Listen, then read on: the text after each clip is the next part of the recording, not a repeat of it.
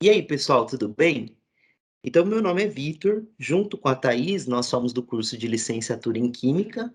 Nós vamos falar um pouquinho sobre composto de coordenação, tá? Em especial esse carinha aqui. Vamos começar, então? Então, vamos falar um pouquinho sobre o que são os complexos ou compostos de coordenação. Então, o que que significa? Significa que é um íon metálico, né? Consiste de um íon metálico no centro, rodeado por ligantes, né? E esses ligantes, eles fazem ligações coordenadas. Só que para ocorrer isso, o ligante precisa ter par de elétron disponível e o metal precisa ter os orbitais D acessível para receber esses pares de elétrons. Vamos lá, pessoal. Então vamos falar um pouquinho sobre o complexo que a gente escolheu.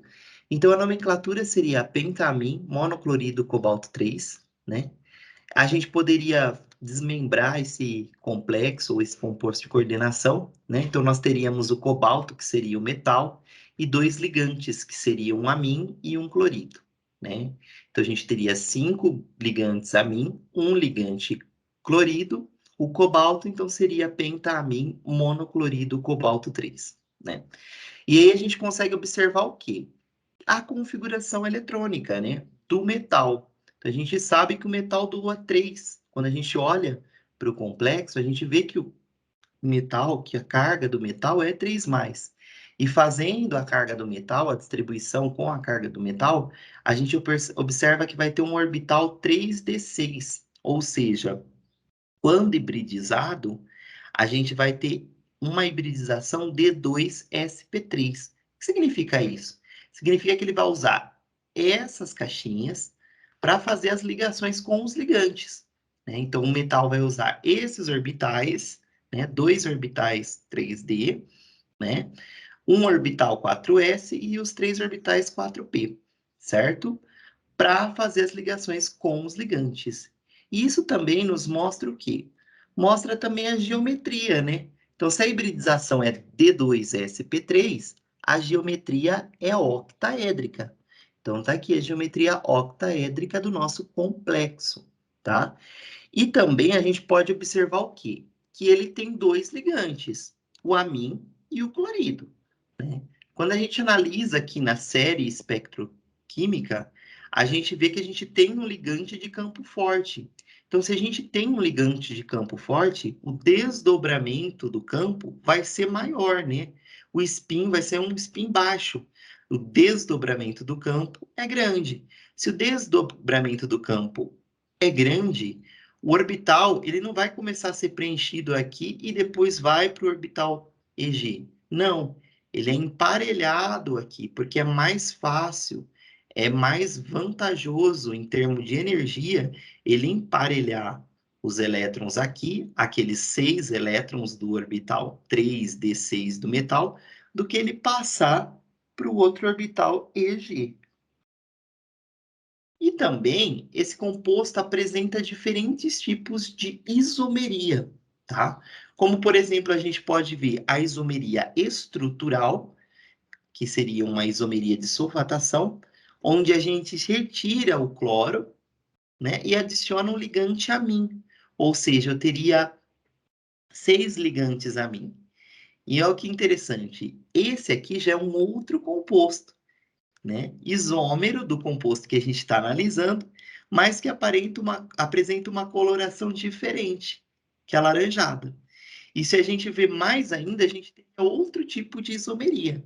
Nós teríamos o quê? A isomeria cis-trans, que é a isomeria, faz parte de uma isomeria geométrica, onde ocorre a mudança na localização do ligante NH3 no lugar do cloro, né? Então a gente teria uma cis, uma isomeria cis, onde a gente teria uma coloração verde e a gente teria outra que seria uma coloração violeta, né?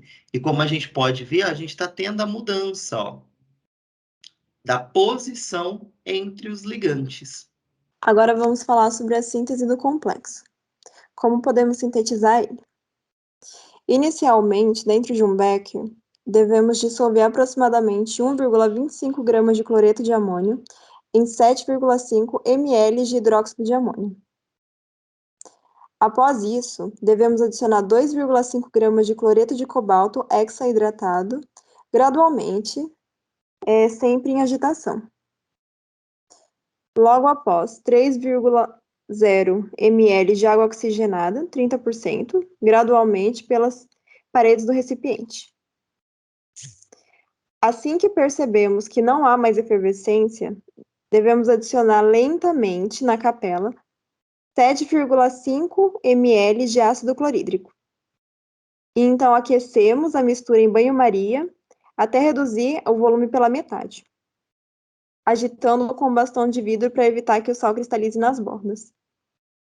E então resfriamos em temperatura ambiente e em seguida separamos os cristais vermelhos através da filtração a vácuo, lavando com água gelada, éter e álcool etílico. E então secamos os cristais o máximo possível, deixando o sistema a vácuo em funcionamento. E após isso, realizamos a pesagem dos cristais obtidos e então armazenamos o produto em um frasco bem vedado e limpo.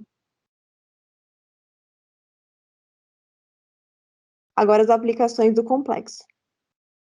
Ele se aplica em ligas metálicas, superligas usadas em turbinas de gás de avião, ligas resistentes à corrosão, aços rápidos, carbenetos, ferramentas de diamante, ímãs do tipo alnico e em ligas metálicas, catálise de petróleo e indústria química. Revestimentos metálicos por eletroposição devido ao seu aspecto, dureza e resistência à corrosão. Também secante para pinturas, tintas e vernizes. E em pigmentos, cobalto azul e cobalto verde. Eletrodos de baterias elétricas, cabos de aço de pneumáticos. E essas são as referências que nós usamos para fazer o trabalho. E é isso, muito obrigada.